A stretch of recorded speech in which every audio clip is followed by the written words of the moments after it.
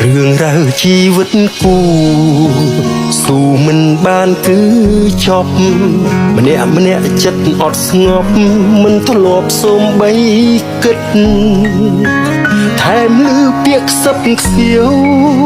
ពីមនុស្សម្នាក់ឆ្ងាយចិត្តវែកញែកទាំងងងឹតគ្មានដឹងការពិតអ្វីឃើញរូបភាពតែម្ខាងកាងអាកាសផ្ដាច់មុខតុលាការ Facebook ឃើញភ្លាមដៀលជេស្ដីរឿងគ្រួសារគេសោះអ្នកដឹងច្បាស់ពិតអ្វីសូមគុំតន់កាត់ក្ដីដោយសេចក្ដីប្រមាថចង់គៀងផ្ទះអ្នកណា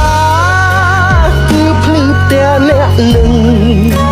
ឲ្យពួកគេអ្នកថ្លឹងយើងកុំលូកនាំខាតប្រមូលពេលវេលា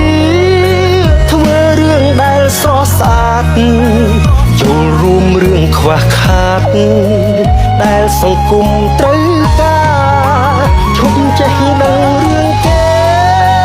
ជាងជីវិតខ្លួនឯងទុំទិញឲ្យបែកផ្សែងត្រូវធ្វើមនុស្សអង្ចាប្រឹងដើរឆ្ពោះទៅមុខចោលរឿងអត់សាច់ការឈប់តាមដានអ្នកណា